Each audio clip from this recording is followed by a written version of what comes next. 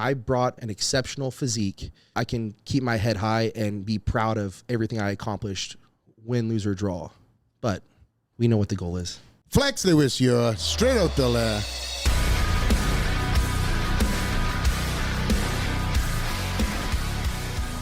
Today's guest is one of the most talked about pro bodybuilders on the Mr. Olympia stage. Winning the Mr. USA in 2017, a week later winning his first pro show, the Tampa Pro, which set his trajectory in the sport. 2021 seen him winning the Mr. Olympia 212, and 1 year later placed second in his first Mr. Olympia Open. This now puts him as the main title contender going into this year's 2023 Mr. Olympia. We talk about our highest moments in competition, the details of our personal rivalry, and training with the greatest bodybuilder ever, Ronnie Coleman. He is a man of deep faith, and we discuss his place in him surviving the darkest personal moments. He shares his secret at the time of shooting the podcast as an exclusive to the world, and one that will change his life forever. This is a man whose competitive nature helped push me to be my personal best. Along the journey, a true friendship was born. Here is a podcast with my friend and second place Mr. Olympia, Derek Lunsford. Straight Outta The Lair, Derek Lunsford, my friend, my arch rival, and now one of the front runners going into this year's Mr. Olympia. It's great to have you here, my friend. Obviously, we have so many stories, so many topics that we can talk about, and just before going live, we started too many. But it's great to have you here, my friend. Yeah, I wish the cameras were rolling like 20 minutes ago. No, thanks for having me, man. Like, I just saw this place. I haven't been here for like a couple years, actually, and man, like, so much you've done to this gym.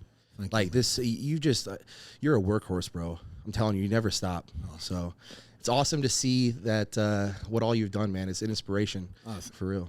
The same can be said for you. You know, I know what it takes to put that daily grind in, and the pressures that come with it. You know, yes, the successes, but I gather now my friendship is growing more and more with you. You don't look at the focus on the successes. Your focus is on what I can improve on, and that is a testament to you, my friend, and all you're doing. And just to mention something also, you came and supported me at my grand opening here at the gym, which, whether you knew this or not, I know we spoke about this, but that meant more to me than anything else. You came out here on your dime, on your dollar, and obviously there was a lot of people that were so excited to see you here.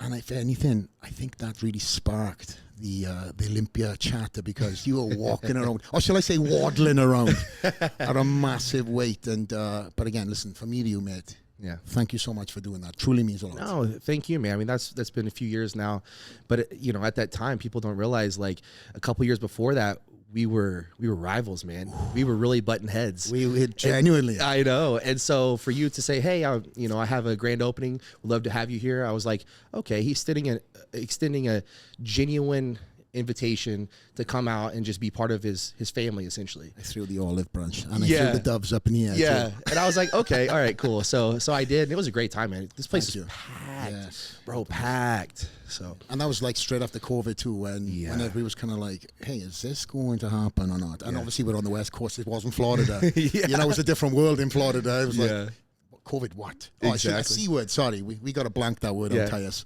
Euros is ice. But also on this podcast, mate, you know, you don't have to watch your P's and Q's or anything like that, because we have a software that blanks all my swearing out. I was swearing way too much time, and the algorithm was telling me. You told me before this podcast you don't cut anything out, so I don't believe you. we have to, the swearing element. People understand what I'm trying to say. Yeah. We just blank that out. But listen, as of recent, before we start diving into all these different things, just before we went on air, you just told me that you haven't even started your off season yet. I'm looking at you. Yeah. You're looking up. How can you get any bigger on that frame? What are you, 5'2"? 5'3"? I think we're the same height, right? We're like 5'6" or something like that. 5'6". Well, let me just say this. People say that I'm 5'5". I might be, but the last time I measured, I was 5'6", and I'm not doing it again. So once you hit that 5'6", there's no going down, bro. I hit that 5'6". I am 5'6" on my passport. I am 5'6" on evidence. I haven't measured in a long time, and I'm not planning on it. So it is what it is. Play mid. No, man, I feel really good right now. You know, this is the heaviest I've ever been. I've been weighing around like the high 250s to like low 260s in the morning. And, you know, I have been traveling a lot this year, like literally every week. Sometimes I go to 2 different places in 1 week. Yeah. So crazy busy, but I've still been able to get it in, you know, get the food in, get the training in. And, I just got my blood work done. What was it? Yesterday, actually. So I took a few days off training, and today I'm going to, after this podcast, we're going to go right back into training. So no, I feel great, man. We're coming up on 16 weeks out from the Olympia. So it's go time, man. It is. It truly is. And what a starting point. Yeah. I feel good. I don't believe you're 250, by the way. There's no way. Because I tell you what, you were 250 when we were competing in the 212s. I know. I was right around 250, like just over that. Yeah. Yeah, but you're not different. You've eaten that guy. I think what it is, this weight is a different weight. Yeah. The maturity now is starting to come out in your frame. The conditioning, like that. This look right now is one of a seasoned pro. Even though your age says something different, you're starting to get that maturity that comes with seasonal competing. And I'm sure you can start seeing that yourself, right? Yeah, I can. Thank you for noticing. But I think a lot of it too is definitely the years, like the days in the gym training, but this year and last year I've kept my food a lot cleaner in the off season. Whereas before, when I was competing in the 212, I would just kind of allow myself to eat cheat meals here and there, and I'd feel puffy and feel heavy at times. And I probably did balloon up a little bit too high when I was in the 212, which I think, you know, being around 245 is plenty. I don't know. What did you weigh in the off season? 235. 235. Yeah. So see, but you were eating clean, I'm sure, right? Like well, you know, I couldn't eat anyway, so whatever I ate had to be. Yeah, so me, I would have cheat meals here and there, and people you have a know. good appetite, though. Sorry, I did. No, I was just saying, like, I would eat like sushi a lot and things like that, so I would really swell up. And carbs, man, I don't need any carbs to really fill out. Yeah. So, you know, just keeping the meals clean the last 2 years, especially this year, and just being more active. And truly enjoying being in the gym, training, and just living this lifestyle. Whereas before, like, I had a fast rise, so I wasn't really seasoned and experienced with, you know, living the bodybuilding lifestyle. I was still trying to figure that out, but at the highest level. So now I'm feeling good about it, you know. Well, you talked about a fast rise.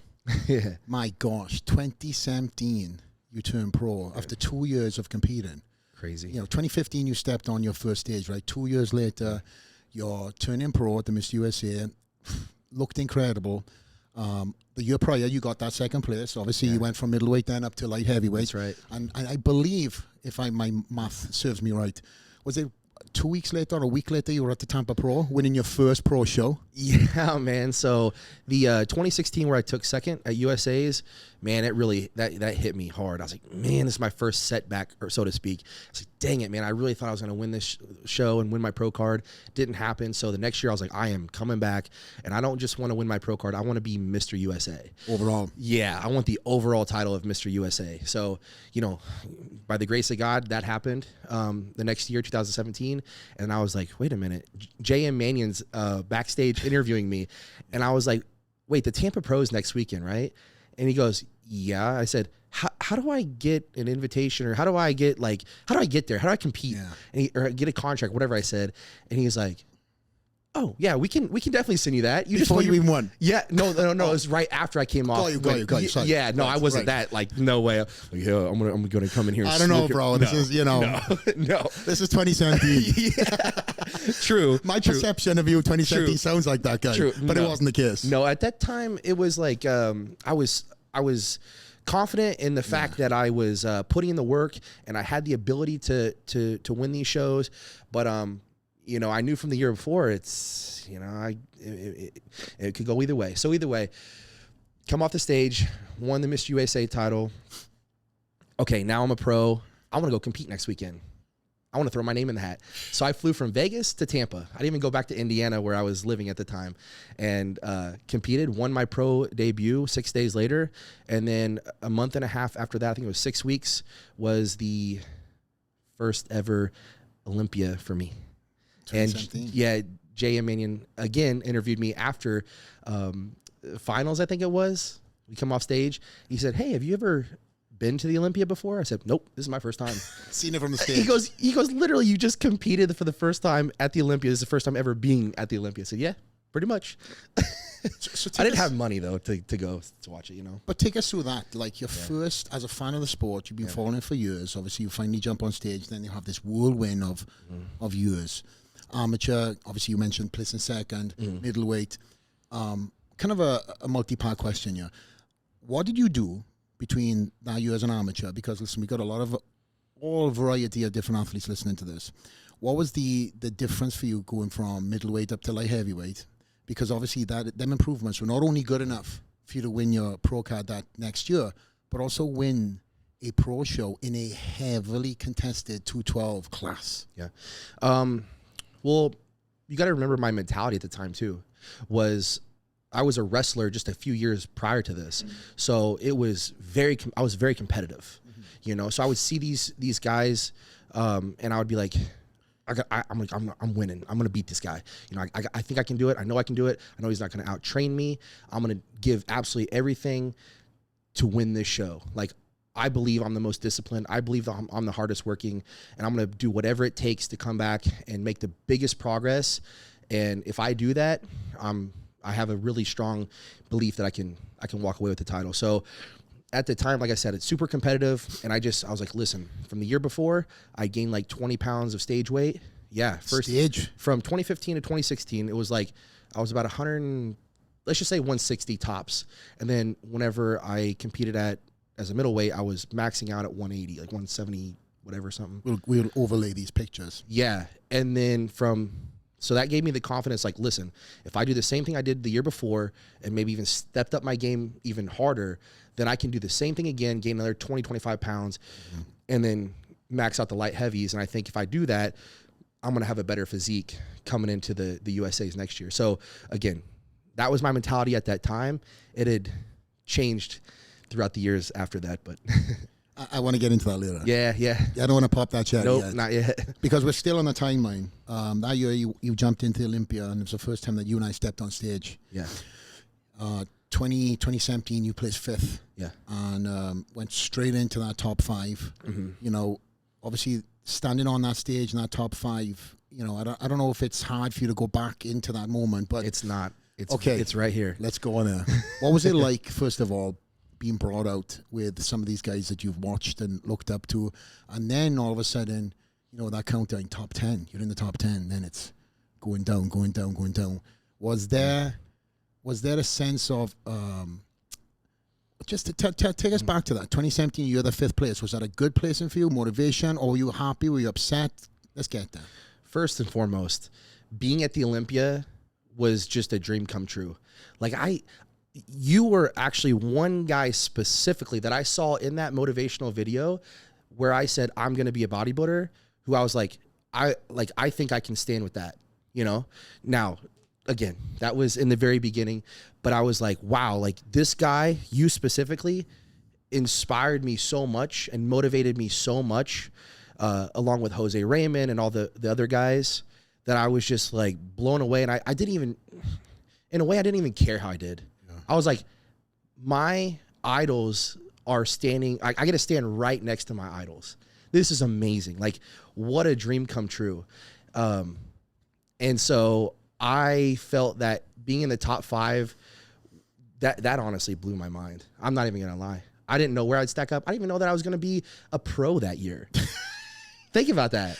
Wild. Like, literally, I didn't even know that I was going to turn pro, win Mr. USA, and especially like win my pro debut. Like, you had the likes of like Sami Al-Haddad that was there, was a great competitor at the time. Oh, geez. Yeah. And the guy who, Jacob Wilson, who had just turned pro as well, looked amazing. He was a heavyweight from the weekend before. He was coached by Jose Raymond, actually. So to do all this, I was just happy to be at the Olympia and to be in the first call out. I was like, you have to be kidding me right now. Yeah. Like, when they called my name, I was just like, is this for real? So I'll take you back to my 2017. Okay. It's not bad. No, I think we should. No, the thing is, we haven't even got into it. No. We've not even. So my 2017 was an absolute blur. Yeah. It's the year that Dallas passed away. Yeah.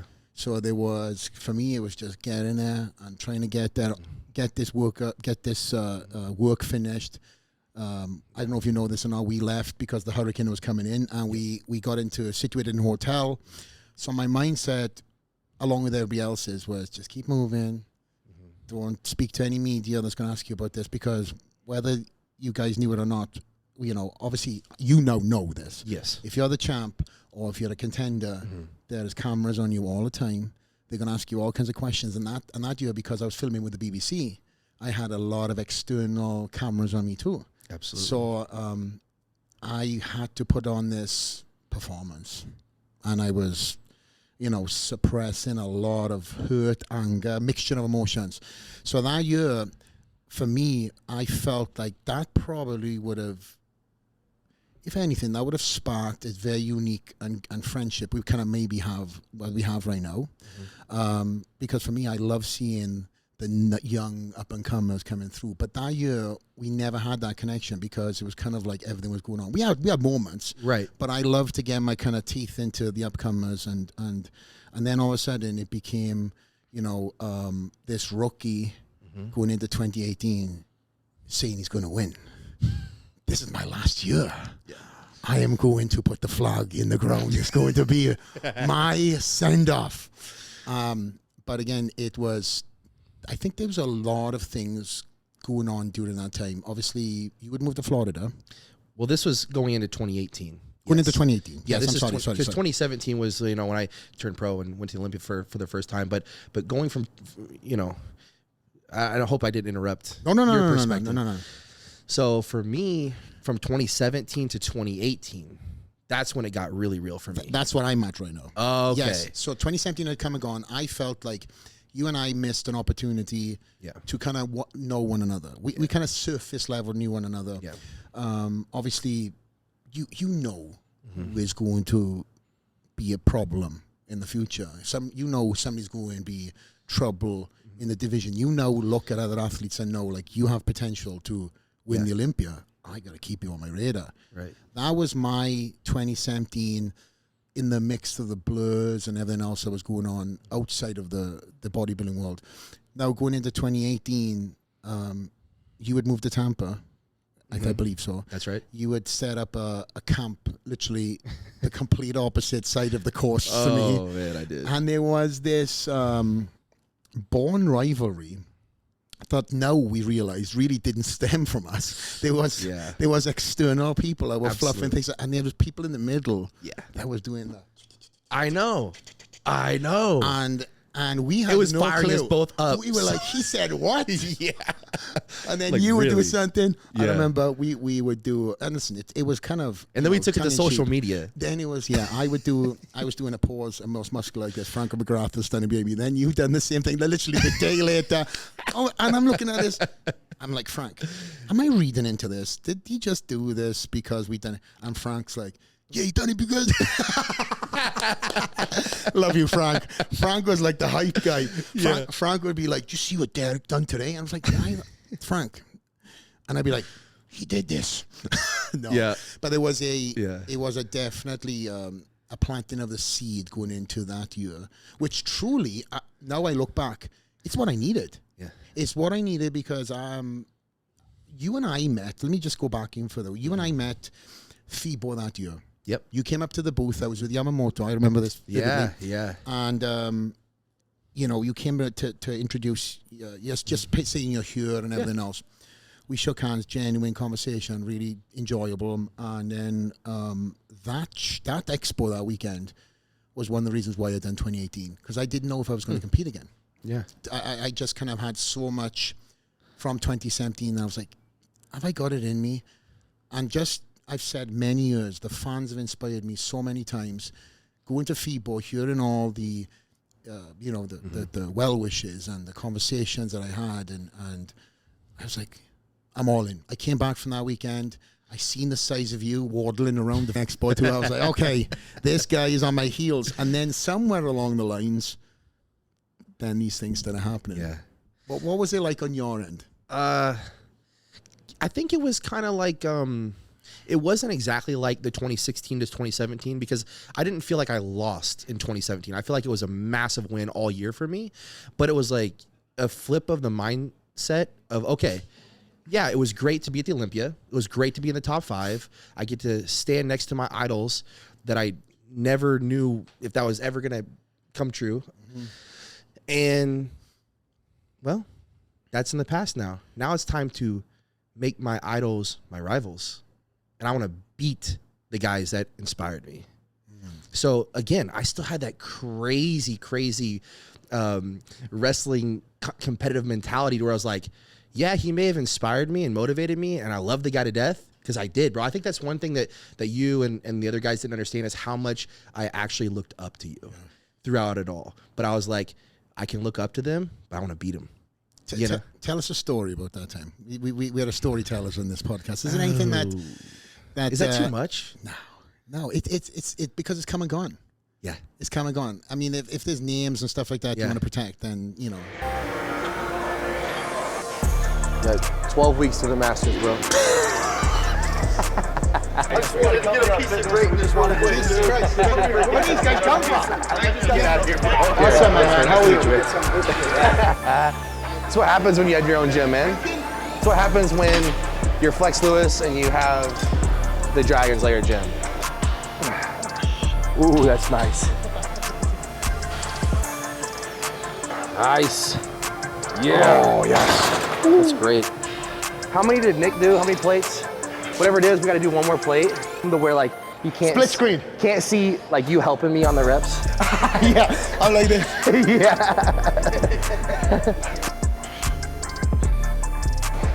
Okay. See this. Okay. It's the only thing I'm. Don't get the weight, Trev. Don't get the weight. This is a strategy of mine, by the way. Wait till the end. Wait till the end. Wait for you to tire. Yeah. And get the old man stamina to come through. Look, he's still going. Jeez. No, maybe in the comment section. See what I'm doing here? These young bucks ain't got nothing on me.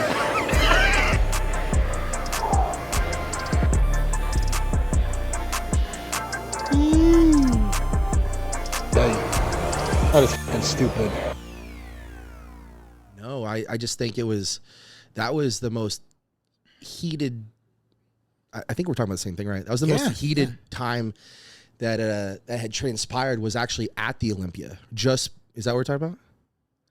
Where we are now. Yes. Okay. Yeah, I was going to build up to that. Yeah. Oh, okay. So leading into the Olympia, there was a lot of back and forth. There was even another guy kind of involved that was chiming in, trying to do the same thing, throw his name in the hat. And at the press conference in 2018, as it was finishing up, this guy, he was another competitor, and he grabs the mic and starts calling me out. And I'm like, wait a minute. Whoa, what is this? And I remember as we were walking off stage, I was like, Flex, did you set that up? And you were like, what? No, I didn't. I'm like, I think you set that up. And that's when it was just like, it just started snowballing. Yeah. And then I thought it was done. I thought we'd go backstage, we'll come back tomorrow. It's prejudging, whatever. And then I remember like, you were really upset. Like you were really, you had your roller bag and you're really upset. And I'm like, wait a minute, what's going on? And you were like, I don't know exactly what you were saying, but you looked at... I speak in Welsh. Yeah, you looked at me and you're like, you're so disrespectful, blah, blah, you're disrespectful. And I was like, whoa, wait a minute here, man. Like, what are you talking about, disrespectful? And in hindsight, I may have stepped over the edge. Probably both. Yeah, no, I'm just saying, I'm just being honest. I was a punk kid, so I probably stepped over the line a little bit, so I admit to that, but... You're like, you're disrespectful. And I was like, wait a minute, what?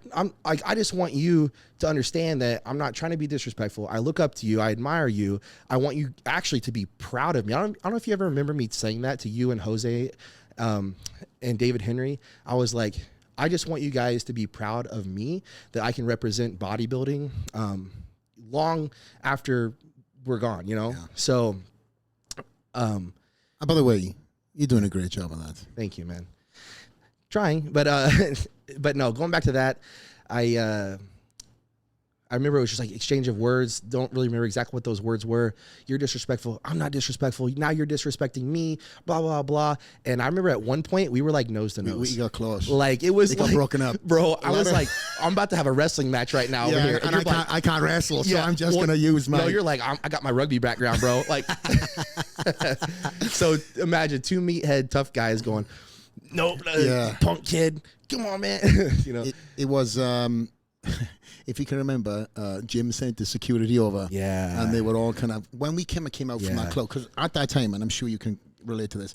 It was just me and you, and me Yes. and you only. Everybody was gone. And everybody was, they didn't exist. No. Like that. Then all of a sudden, when we kind of came out from this moment, we were like, and thank God there was no media back there. I know. I'm very bro. glad about that because, respectfully, I watch. I want to be a great representative of the sport at all times. I mean, that's the Mr. You always Olympia. have been, man. Thank you. Yeah, you always have been. But backstage, when we came off, of course, I think there was like an exchange, and I heard something under your breath, and I assumed, right, probably whatever. I heard, and I said, "What do you say?" And then, of course, we went into it backstage. But I think it just set up the next day. It set up the next day. We were kind of like, "Oh, let's go," because we took it to the stage. Do I know? We were battling it out there. Even when we were pausing and stuff, we were kind of talking a little shit back and forth. Yeah. It wasn't nothing. It was kind of like, rivalry stuff. It wasn't at that point in time. Because at that point, you still have to be professional. You can't, we're not out there actually having a wrestling. Nothing's going to happen on stage except, just the pose down, right? But, for me, it was like, that was a tough prep for me, man. I'm like, I'm going to beat Flex Lewis. I'm going to take him out. He's the champ, And then for you, it's like, I'm not laying down for nobody. Yeah. And so I think it was just, and personally, I think that the physique that you brought in 2018 was like hands down, like the best physique you've ever brought. I agree. Now, you agree? Okay. Yeah. But you had a part of it. Well, I mean, the mental element. It plays. That's bodybuilding, right? What I was going to say off camera, and we stopped it, was I don't think anybody's ever made me train as hard as you did in 2018. Like, nobody ever got in my head that was like, I'm going to wake up every day just to beat this guy besides you, which was amazing. Because like you said, we took it all the way to the stage. And then when it was done, like when it was just you and I about to be called first and second, you said some really nice things to me that I've never actually shared with anybody. And then they called you, and I was like, you know what? Yeah, he deserves it. He's the champ. He did everything. He looks amazing. Like, okay, congrats, champ. Thank you. And yes, we shared some words. I think that photo is out there somewhere. It's very meaningful now looking back. Yeah, because you are a young man. Like, I look at you now, and you've matured so much in so many different ways. But I look at that, and I see this baby face guy. You still have a baby face, by the way. Baby face with bristle.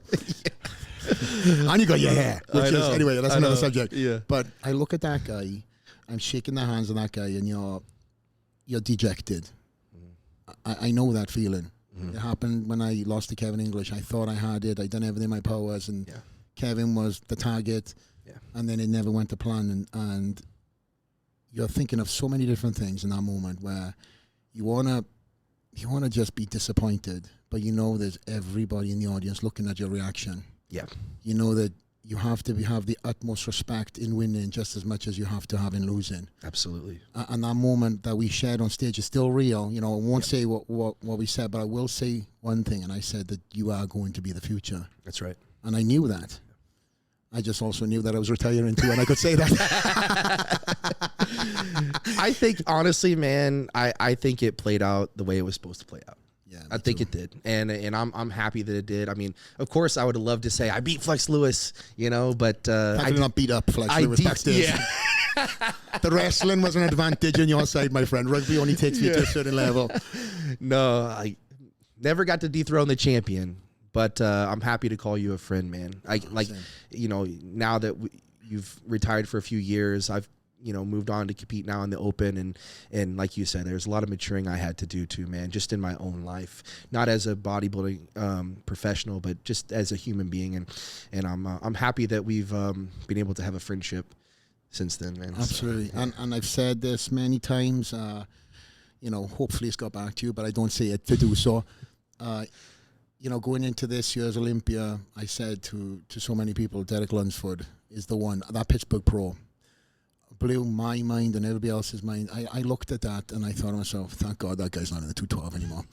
I also said to myself that, thank God I am not completing the open class against this guy. I also said, whoever is going to be standing next to that guy is in for a handful.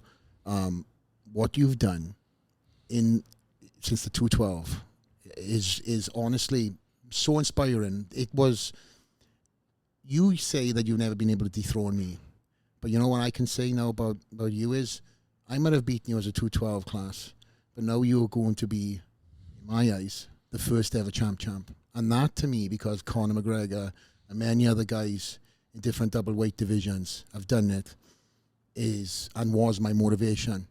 It was my motivation to be the first ever 2-division champ. And you know, whether you thought about it or not, it was consuming for me. I know I'm able to achieve something that I will never be able to achieve. Now that I'm retired, I want to see you go to the moon and back, because the relationship that you and I have, there's no left stage where the role is flipped. So, you know, I have all the respect for the current champ, Hardy. He's a phenomenal champion. Same route that you and I have come from. And obviously Hardy is another conversation. But, you know, you must know. You must know you're so close. You must taste it. How are you able to now maintain the pressure that now is assumed in you, the new fame that's come from the 212 now into the open, and also how do you manage that from anxiety and separate yourself from getting lost in your mind? I'm glad you asked me that, because I wish somebody would have told me earlier on, right? It's kind of complex. It's not one thing. Obviously, my faith in Jesus Christ, my relationship with God is number one. And, you know, that becomes closer and more distant at times, depending if I'm trying to take control of my own life too much, or if I'm letting go and letting God. So when I let go and let God, that gives me peace. My wife is the backbone to everything that I do. So having her in my life, I wouldn't be the person or bodybuilder that I am without her. Obviously, you just met Trevor, my friend, and who does our videos. And I have a ton of friends. I have Hani Rambod in my corner. All of this is the support that I need for me to be my best. But when it comes to my mentality, yeah, dude, I want to be the first champ. I want to be the first 2-division Mr. Olympia champion. There's no question about that. After prejudging, it was 1 point difference between me and Hadi. And after it was all said and done, it was very close. And there was people that said, hey, if you would have won, there would have been no argument. So I said, listen, you know, he's the champ. We need to respect and honor the champ. This is his year. And I just have to come back better. I want to come back better, as a matter of fact. If I do win the Mr. Olympia, I want to bring a better package as the Mr. Olympia champion. So how do I alleviate the pressure from my mind and the anxiety? Well, I know what the goal is, and I believe that I can make that happen, or it can happen. I'm going to do all the work that it takes for that to come true. But it really is out of my control. And so as long as I put the pieces together day in, day out, like I have been all year and all the way through this prep, then I do believe I will come back a stronger bodybuilder. I will bring a better package to the Olympia stage. And when I do that, I think I will be a tough guy to beat. Oh, no question. And so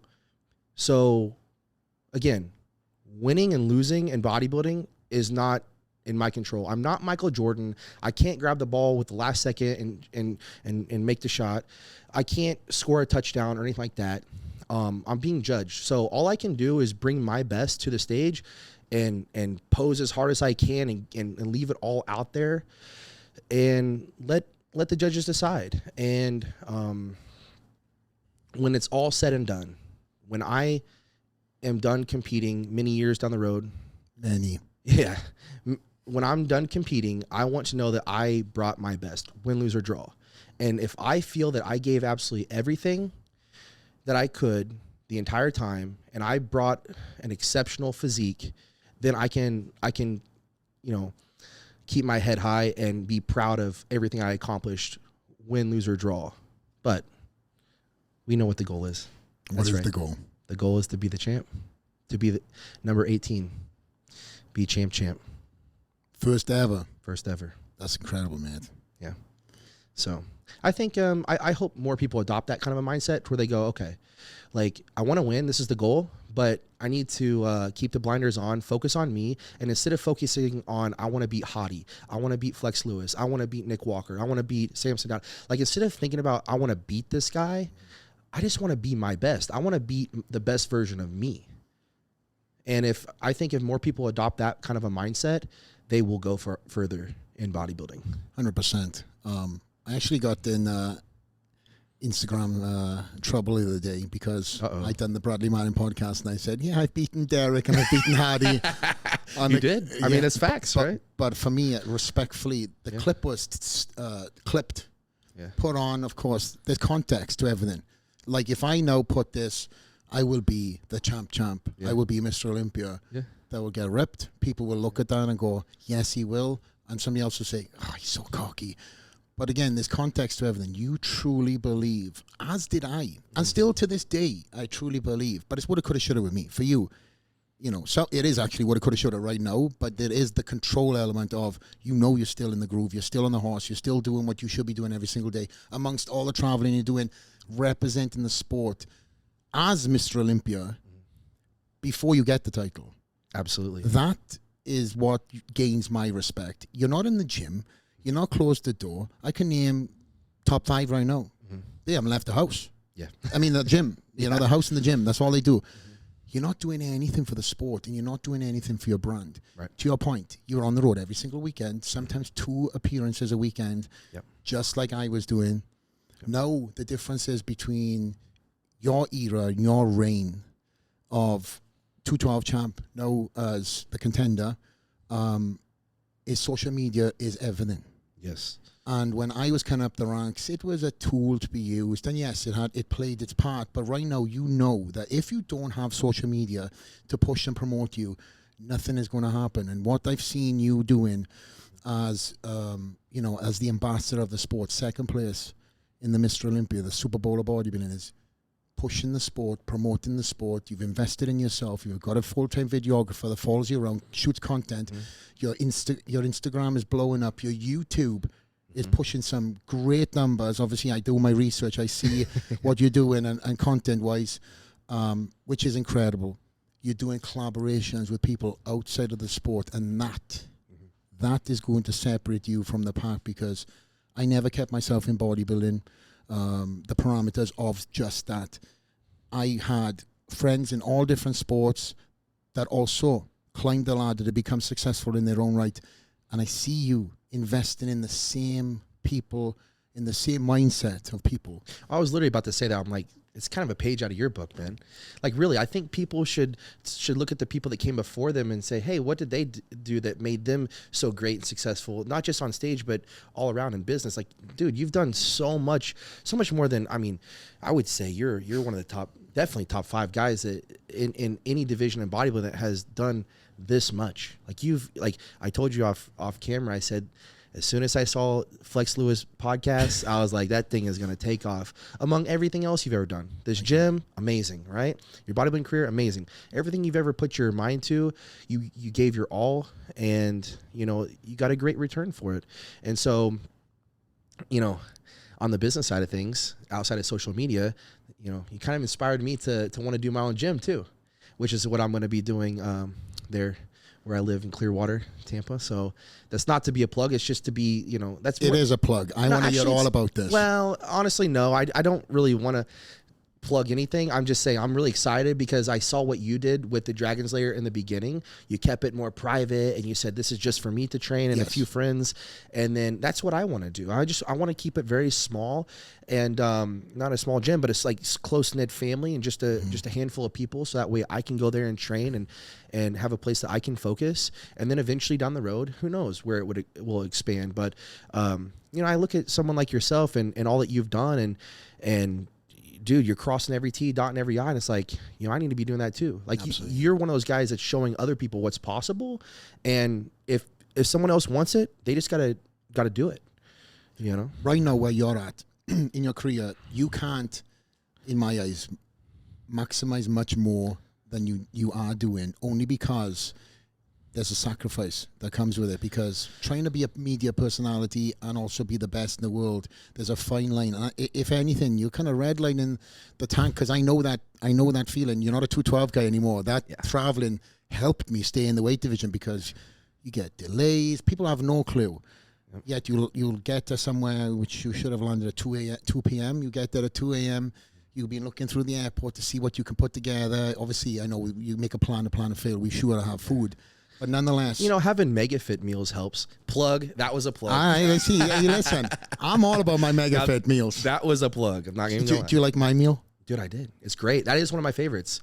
Can you hold on? I actually put it on a YouTube video last year when I first got with MegaFit. I was like, dang, man, this Flex Lewis signature meal is perfect.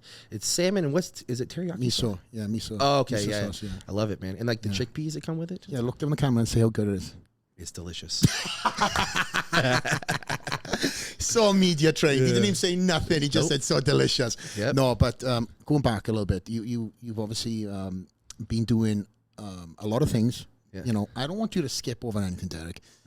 You investing in yourself. This is what the podcast is all about. Okay. The reason why I created that gym wasn't because I was trying to be bougie. It wasn't because I fill in the gaps. It was because I knew that was the best investment for me to win and defend every single year. Was it costly? Absolutely. But again, legacy is something that, you can't buy it. Exactly. So you now are setting up, which this is first news to me as well. Obviously, we spoke just slightly off the camera, but this gym is going to be very similar to the blueprints of the Dragon's Lair back in Boca Raton, or more what? of just like what you said, like how you're building a gym for you to be your absolute best, a place that you can take pride in. You bring in the best equipment and you just train your butt off every day. You allow the people that you want in and you just shut the rest out. That's it. That's what I want. Just be careful on that, because that VIP list grows very fast. And all of a sudden when you have a gym, there's a lot of text messages have sat dormant for years. Hey bro, I'm in the area. Bro, no. Well, it's not going to be done anytime soon anyway. It's probably going to be, I would say, first of the year. I don't know. Shoot, it just depends, because it's a brand new, fresh build out of the gym. Because right now it's just like a shell space, and I'm bringing in equipment, brand new custom equipment. So, whenever the time's right, Godspeed, man. I'll come out. I'd love to train with you, mate. Please. No, I'd love that. We have yet to have. Are we trained together yet? We've trained a couple times. I know we've trained here once, and you did. I meant here. I know in Jan we've trained before, but I don't know if we trained before. No, I think we only trained like once or twice. We trained here. Yeah, we trained here once. We did. Yeah, I remember. Yeah, I remember now. But with that said, you've got now the training business, which is doing incredibly well. Yep. Proud of you for that. Thank you. Are you going to use the gym in any way to shoot content, I'm guessing, for the training app that you're doing? Tell us about that. Well, I don't have an app, so to speak. I have my coaching team. It's UC Fit. So Connor here, Conan the comedian, they call him. He's my assistant coach that helps out with all the athletes and clients, as well as my wife has a coaching business too, but she helps more of like the general pop, right? Like just like let's say the middle-aged woman who wants to just get in shape, right? So those are doing really well, and I'm really proud of everybody that's on the team that's putting in the hard work. But I do want to bridge all of it. I want to bridge the social media with the gym, with the coaching team. I think it's only right, and kind of scale it back real quick and not just push business. I gotta be honest. You're right when you say like being a professional bodybuilder, being an Olympian competitor. It takes so much out of you. A large chunk of the year is just dedicated completely and totally to prepping for that one show. So, these other things are fun. We get to help people on the team to accomplish their goals. We get to, not have to rush this gym, so to speak, we just get to have fun with it. And so, if I had more time, then we would be pushing these other things. But like I said, it's Godspeed, man. And I know that my number one focus has to be Mr. Olympia. Has to be. And I know like we were just talking, like social media is so important for that. So doing that and getting out and not just staying at home and these other things, like if I give my energy to 10 different things, I'm going to be drained. And how can you be great at one thing when you're spreading yourself so thin? And that's something, I'll be honest, that I had to realize this year is that I've taken on so much that I had to kind of scale it back and then delegate some things to like Trevor or my wife or Connor or whoever, to take over, because I can't be the one doing it all. So, that's why I was kind of saying, going back to the support that I have, if I didn't have all of them, like, there wouldn't be a UC Fit. There wouldn't be a gym happening. There wouldn't be social media for Derek. You mentioned the team. Yeah. Right. First of all, I gotta give a shout out to your wife. She is the biggest supporter. I'm probably the loudest person in the crowd next to my mother. I think Dan Solomon said the same thing. And Derek, like, we could always hear your wife. And no F's given. And the same for my mother too. So I think that 2018, my mother was on one end and your wife was on the other, and they were trying to drown each other out. It was. But just tell us about that relationship. It's a true inspiration for the other athletes that are coming up. You guys have been together for a very long time, way before bodybuilding, right? So tell us about how that relationship has gone from, way back to now, where it is now, because she's got her own thing going on, TikTok and everything else. Huge congrats on that. Well, she's a physical therapist as well, so she graduated with her doctorate degree. So she's done a lot of different things, helps me with a lot of my things. But yeah, dude, 12 and a half years. Coming up on 12 and a half years. Can you believe that? Amazing. Dude, like half my life. Literally. No, she's worth it. She is. Yes. No, we met at the end of our high school. And so we were at 2 different schools, and we met on Facebook. I think she slid into my DMs, actually. Yeah. Yeah, that's the way it should be, bro. Yeah. For the podcast reasons only. But that was back when you had to actually get on a computer to get on Facebook. So no, dude. But so yeah, 12 years, bro. Like, she met me at like about 130 pounds.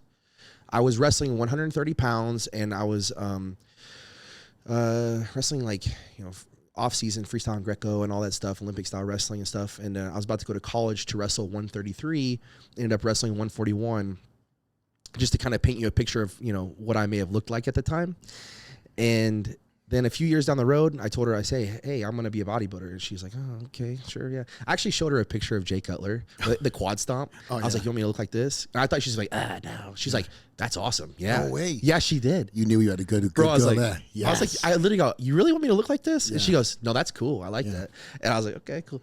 And so then a couple years after that, I started packing on more size, and it was a tough prep. I don't know if it might have been 2017 actually, where I was in the middle of my prep, and I told her, I said, hey,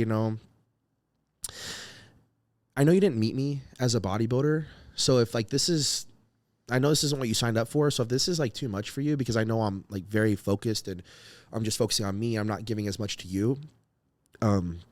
I know it's not what you signed up for. I love you and I want to be with you, but I understand if this isn't something you like, a life you want to live. And she goes, no, like, I love you and I want to support you. I was like, wow, that was a tough conversation, because it was genuine. It was literally like, hey, like, I get it. Like, I get it. Like, I'm being very selfish. And she's like, no, I'm here by your side all the way through. And she'll tell you, it was scary, because she's like, bodybuilder, like you're going to make a career out of bodybuilding? Like, this is like, oh no, like, why don't you go to school? Like that was her thought. She's like, oh my God, you're going to be a bodybuilder. Okay, well, and I never felt like she was like, didn't believe in me or was nervous about me taking this path. I was very focused and I believed that, I always believed in myself. She believed in me. And, she knew that whatever I put my mind to, I was going to give my all to it. So, she always stood by my side. But yeah, dude, 12 years. We got married after 11. We got married last year. And this year is going to be the most exciting year of them all. How so? If I hadn't already told you, right? I know. We're expecting a baby. Incredible. I know. Crazy, man. I had a wild reaction when he told me. I was like, why did you tell me off air 5 minutes before going off air? First of all, this is going to be the best prep for you, because I know getting that news myself. It's this sixth gear that you never knew you had, and then we just wait. Dude, my mindset just completely changed, dude. I came home and she showed me, or told me and showed me, and I was like, wow. And it wasn't like I'm nervous, I'm scared. It was like, this is awesome. Like, oh yeah. Yeah. Like, thank you, God, you know? And it wasn't like we were like trying super hard. No. Yeah. But you weren't also not. Exactly. Just like me now. Yeah. Exactly. You played soccer, right? You know, pull the goalie and. I play rugby, but I don't know if there's an analogy there for you, but. Sorry. She's going to be like, why did you say that? No. No, you know, I know she really wanted to have a child, and I was getting to the point where I was like, you know, I would rather have a child now than to every year wonder, like, is this possible? Like, is it going to happen? And, you know, I saw you and many other bodybuilders have kids and compete, and I seen like, you know, I guess I just kind of picture like my child's, you know, in the crowd. That's my dad, you know, or whatever. And I think that's what motivates me now. And, you know, I don't think that those other selfish reasons of wanting to be the champ go away. But I think that, like you said, it gives you an extra like motivation. If you're not going to do it for this reason, here's a really good reason to do it for. Absolutely. Yeah. Now you truly have, you know, this life-changing moment that obviously is going to happen. What's the due date? It's supposed to be January 1st. Ooh. Like January 1. Wow. Yeah. I think Ali was maybe a week. Yeah. Or something like that. But knowing that, I remember going into the Olympia 2015, I think it was. 2014 or 2015. 2015. And we found out, my goodness, there was nothing that could have beaten me. Yeah. Because I don't know what it was. We never planned. Obviously we did like you guys, but that mentality of then knowing, and you know, you start putting in the visuals, just like you thinking about your kid in the audience screaming the name, or just having your baby at the show in your hands. My goal was, actually I still have it as a screensaver, was this shot. Oh, I love that. That's good. Yeah, I'll show the camera up. So, you know, Sergio Oliva brought Sergio Oliva Jr. up. And as a kid, as a teenager, I remember seeing that photo of him holding this newborn in his hand, and I was like, that's cool. Didn't mean anything at the time. Yeah. As the years went on, that significantly was embedded in my head. That photo was like, wow, I want that to happen. So I trained. Yeah. For that photo to happen. That's why it's my screensaver. Of course, I've got another edition now. I kind of need to make more. Oh, come back. No. But yeah, man, it's truly a blessing. It gives you more purpose, right? Yeah, absolutely. And that's what's important. And you know, it's great if you want to get on stage and do well for. You want to get in shape, you want to look good, you want to win a show, that's great and all, but then when you have even more purpose behind what you're doing, that's what's really going to take you to that next level. Have you put any thought into dividing your career now with bodybuilding family? Is that going to be something that's already popped in your head? Of course. I've literally thought from the time our baby's born to when I'm not here. Like, literally, I've thought about everything. Yeah. So you're a forward planner. Yeah. And the thing is, I guess you can't plan too far ahead because, you know, life always throws you curveballs. But yeah, I've really thought about everything, and it's something that her and I actually talked about too, prior to us, you know, conceiving. But it was like, look, you know, I love bodybuilding. Again, she supports it, and again, I saw you know, having a child and being able to balance that, and I thought, you know, like this is time. I don't know if you felt like, okay, now it's time or not, but I did. This year was the first year I was like, if we have a child now, like, this is a great time to have a child. A year ago, maybe not so much. This year I was like, if it happens, amazing. What an abundance of celebrations that happened at this year's Olympia. Dude, insane. Yeah. Insane. I think that was a massive driving force for Sean Clarita. Finding out, you know, obviously his wife was pregnant, going into that year's Olympia too. And obviously now, look at him. That guy is... Look what he's done, man. I know. I remember sitting out in the crowd with him in 2017, and I don't know what he placed there, but it was definitely outside the top 5. And I got to be honest with you, man, I really never thought... I'll be honest, I never thought he was going to win the 212. I met Sean. I really didn't. When he was a lightweight. Yeah. In the Gaspari Dragon's Den posing camp. And from the audience... we wanted a person to come up and pose to show the correct poses. And Sean, I believe, was maybe because he was natural for a long time before the crossover. I think he just done the crossover. But my gosh, he was in the lightweights. I brought him up. We actually had somebody who was doing a show 2 weeks out. Yeah. And I was like, this guy in 2 weeks out. So I looked in the audience. I said, hey, you know, how long you, sorry, when's your show? I'm off season. He showed me what he looked. I was like, this is off season, get up. And from there, this guy is grown into the monster he is. Obviously, you and him guest posed together at the Pittsburgh Pro. He's a monster right now, bro. I was like, how much do you weigh? And whenever he told me it was like 10 pounds up probably from what he's ever been, I'm like, bro, like you're going to be so hard to beat. But I'm just thinking, like, from what I remember Sean back in 2017 or even prior to that, it was just like, yeah, he's short and he wasn't on the radar. No way. But then in 2019, it was like, oh crap, because he placed third. I placed second, he placed third. And I was like, dang, he looks crazy. He had a crazy year. I don't know what he done. And just every year he's gotten better and better and better. I'm telling you, man, he works hard. Yeah. Really hard. And he's kind of like that old school mentality where he's covered up. You know, I relate that like that a little bit. I don't know if it's so good for bodybuilding today. Like we were saying, like marketability as far as like putting yourself out there, showing it on social media and stuff like that. But he does have a great social media, and I respect the heck out of that. And I actually love seeing a handful of guys like that, like, I'm not going to show you anything. Yeah. Old school mentality. So I think I love seeing it as a fan of bodybuilding, but like, you know, now people are saying, oh, you need to show it off. And so I don't know. Well, it goes back to what we were talking about social media earlier. Yeah. The difference is, and even going back to 2017, 2018, you were always that guy with the tank top on. And I was the complete opposite. So I was like, look at this guy fronting. Look at this guy showing off all the time. All the time. Literally, I remember that. Yeah.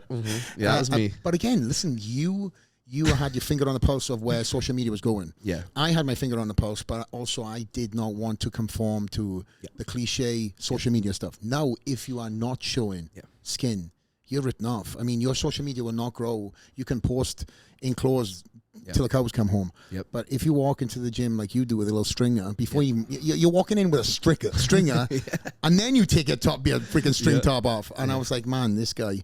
but it served you so well. That's one of the reasons why I was telling Tyus, my producer, you know, your YouTube, as I mentioned, has blown up because people want to see muscle. They want to see the best and the biggest guys in the world talking. And also, not only that, you look the part, but you also speak the part too. You come across very well, very well educated, and you know, the cliche is not you, my friend. So congratulations on all that. Thank you, man. And again, you've doubled down in your social media, but you know, you and Sean, them rivalry years of you and Sean going at it, two complete opposites. So talk about that rivalry, because you and I had a rivalry, and you just couldn't then not have a rivalry with anybody else. You go and pick on the next guy.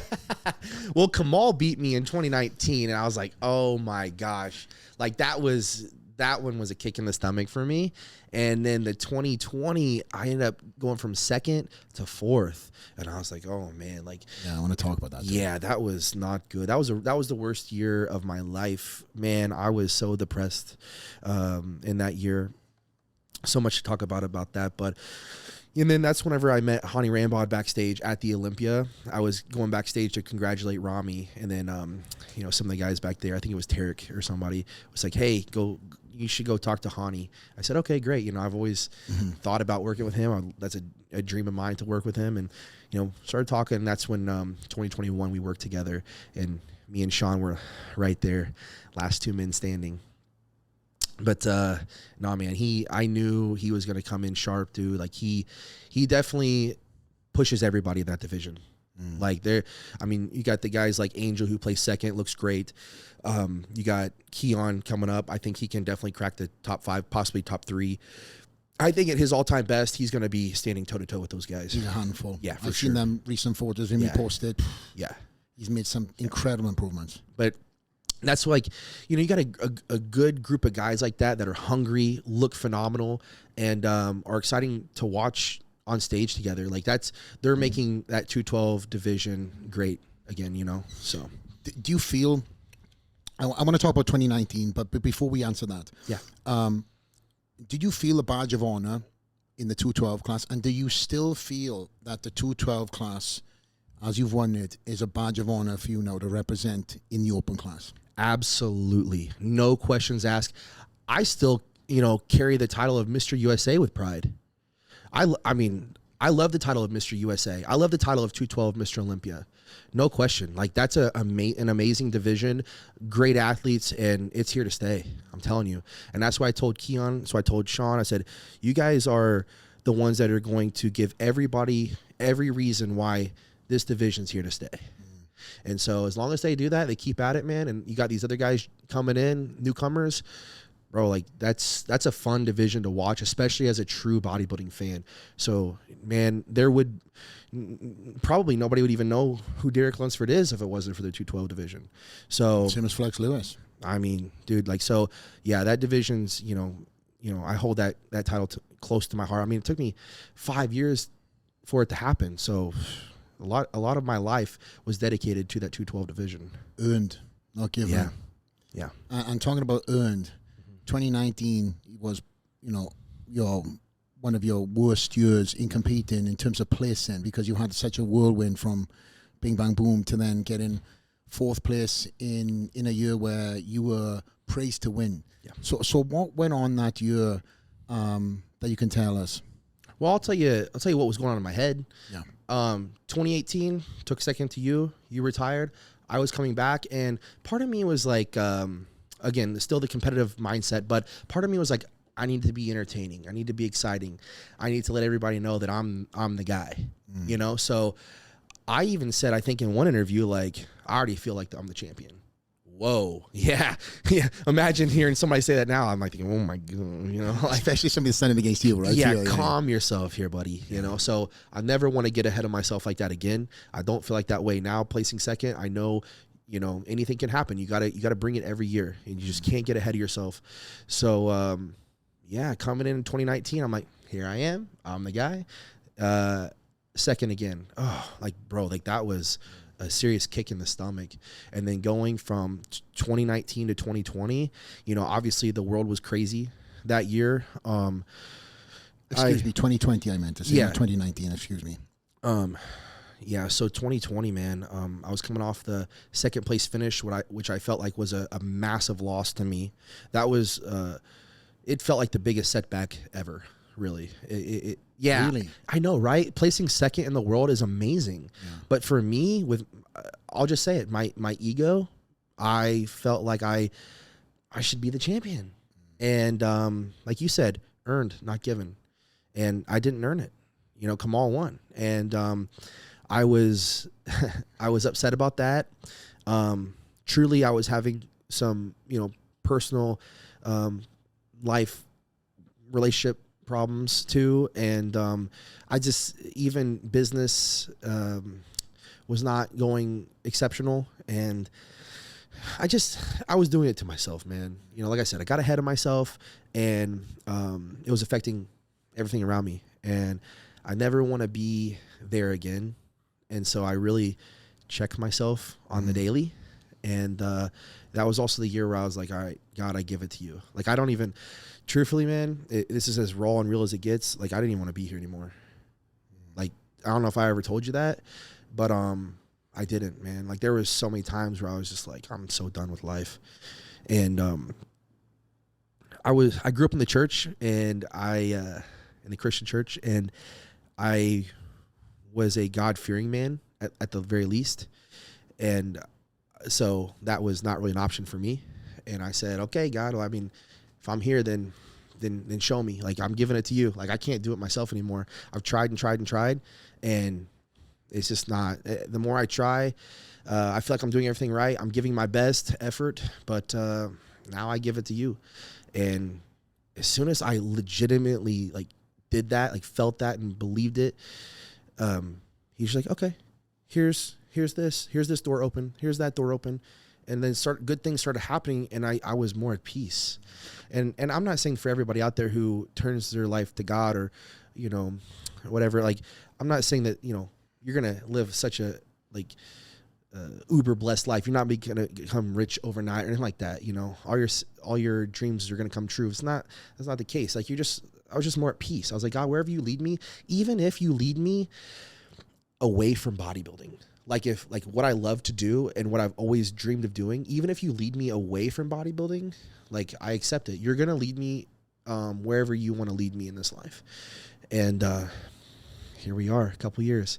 And the thing is, that was me hitting rock bottom. And there's challenges there, but there's also challenges when you feel like you're on the mountaintop too. Sometimes that can be equally as challenging. Back in 2017 to 2019, I was feeling like I was on the mountaintop. Even though I was placing second to you and whatever, I was like, hey, I'm one of the guys here, man. Like, I'm the man. And that's why I said I got ahead of myself, and then I got humbled. And, I feel like great things have been happening these last couple of years, and I believe that, good things are still going to continue to happen. But I have to remain humble, because if I don't, you will get humbled. And so, God, if you want this for me, I want it. I'm working for it. I'm giving my absolute everything, but you know better than me if I can handle it. If I can handle it and honor and glorify you through it all, then great. I accept. But if you know that it's not the right time, it's too much for me to handle, okay, I accept that too. I'm just going to keep at it. That's why I said earlier about, what takes the pressure off of me, that right there too.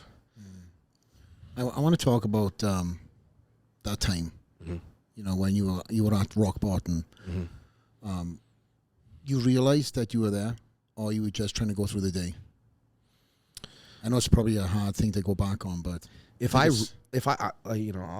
try to put myself back in there, in that mindset, the best I can. But I've really tried to move on from it, because it was so bad. Like, every day, like waking up just depressed and sad and angry at the world and whatever. And I think this will help a lot of people. I hope so. I can only hope that my story does help people. I don't care how it makes me look, good, bad, or indifferent. I just want, I would love for my story to help others. At first, no, I didn't realize it. I was trying to take too much control. I was like, I'm a hard worker. I'm doing everything right. Like, God, I know you. I believe in your son, Jesus Christ. I believe, I felt like I'm not a bad person. I'm not doing anything wrong. It's kind of like when we had our rivalry, where I was like, I would chirp and say things online or whatever, and I was like, I'm not a bad person. Like, I respect Flex. Like I look up to him, but there's looking up to someone and getting inspiration and respect are two different things, right? So it's kind of like you believing in God and walking your faith. Road. Yeah. And it was kind of like, oh, wait a minute. Like, I'm living into the world too much. Not trusting in my faith enough. And my relationship was distant from God. So I was just like, I didn't realize it at first. It was me just trying to do things on my own, and I'm going to get it figured out. And then finally, when I was just every day waking up depressed and miserable, and I'm like sick to my stomach, throwing up and losing weight, dude, I got up to like around the 250 mark or just over. And then in just like a week, I went down to 235. I was just throwing up, sad, sick to my stomach. I would go over to a friend's house and be bawling, crying for hours, just like, I need help. Like, I'm not good. And, my family was like, you need to see therapy. Like, you need to really get professional help. Friends, family, my fiance or wife now, everybody. I should have sought therapy. I didn't. I'll be honest, but I do think some people do need to go see a real therapist. For me, it was getting into the church and getting closer to God. That's what it was. And so the people around me were leading me to Christ, and that's what helped. But you definitely need people. I was shutting myself into, like, I had this little tiny apartment where I would close the blinds and I would stay in, go to the gym, come home, go to the gym, come home. And you think you're doing right by that professional lifestyle. It's not, right, though. It's not. You're professionally creating a mental issue. You are. And so, and I talk to people now too, not to get off subject, but I talk to people now who are prepping for shows, and they're like, man, I didn't realize by only going to the gym and coming home how much it was affecting my mind. I need to at least get out and do something. Like, like for us, it's like go to the beach for like, an hour or something, whatever. But not that long, man. You can fry your pasty white European blood, dude. I know, bro. Which, by the way, speaking, not to get off topic again, but I got sun poisoning last year. You know that? It's a skin infection and sun poisoning. That's what set me back to that. Okay, we can talk about last year as well here in a minute. But yeah. But I want to get your mindset back to that, because again, we want the viewers that are listening to this. This is very exclusive for me in terms of hearing this, and the show. Obviously, as I said, the audience seeing you now as a second in the world, but knowing that you went through this period of time, because like you've heard all these stories where people have been successful in taking their life, and then you've seen and heard of people who attempted it failed, but everybody says the exact same story. It's like, I'm so glad it didn't happen, because that was just a small blimp in the movie of my life. And here you are, where you contemplated it. Yes, your faith is strong enough, which you've preached about throughout your whole career, which I love about you too. But there's that time where, you know, you're feeling sad, depressed. You're second in the world, multiple seconds. You're on the cusp now. Yes, you've taken that 4th place, but you're now on the cusp of getting back on that horse again, and you did. But what was that moment that clicked for you?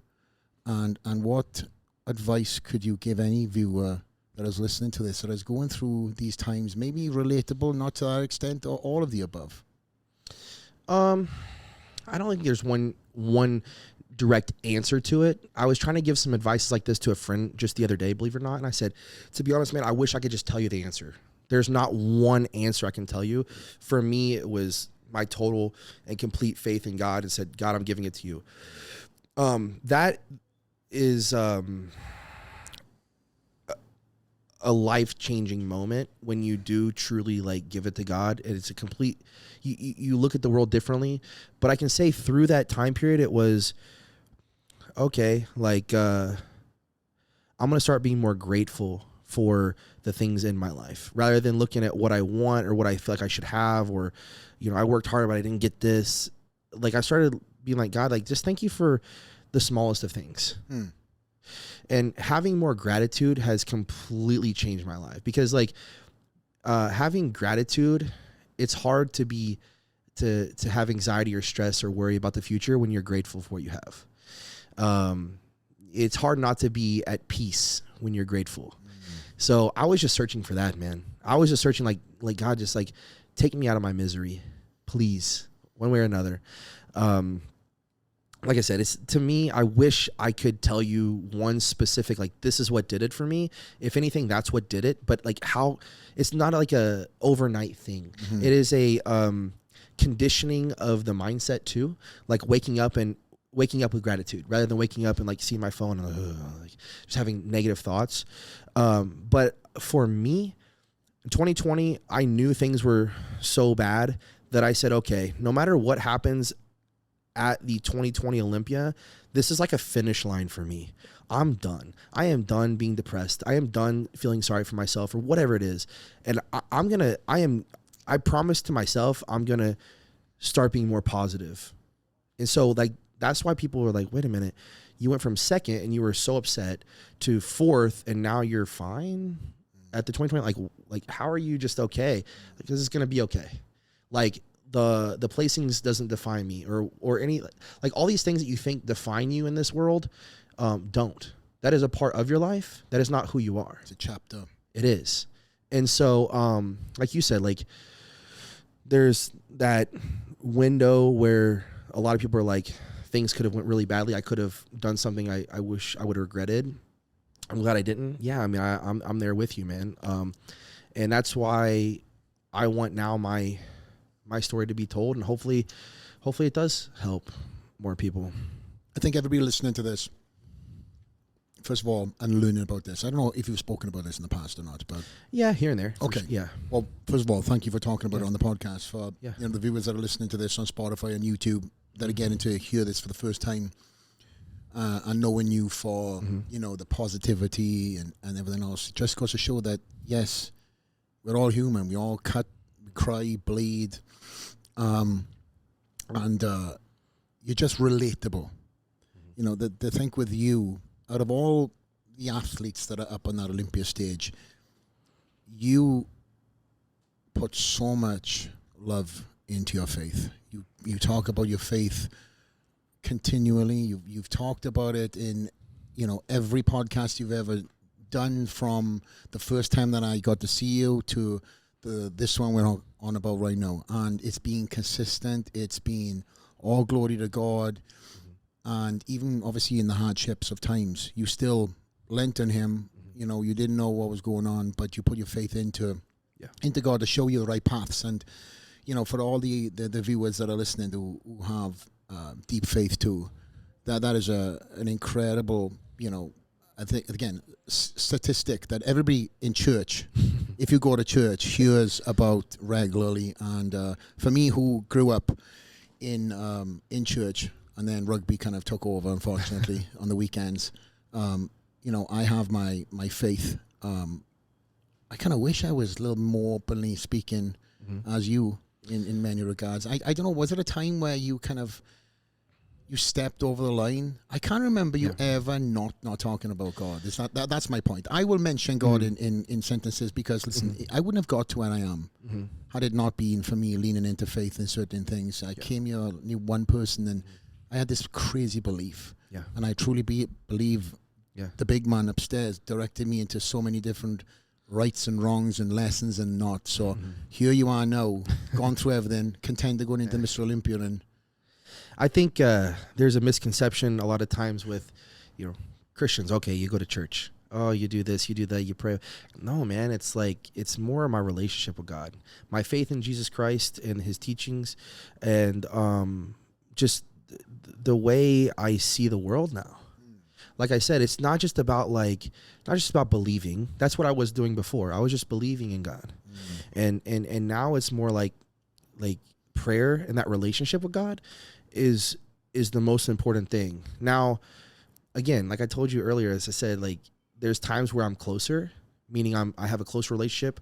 Like, for example, if you haven't seen a friend for a while, there's a little distance there, right? I mean, you can pick up where you left off, but there's where's he at? He hasn't been around. It's okay. You're kind of out of sight, out of mind. You're kind of just off doing your own thing.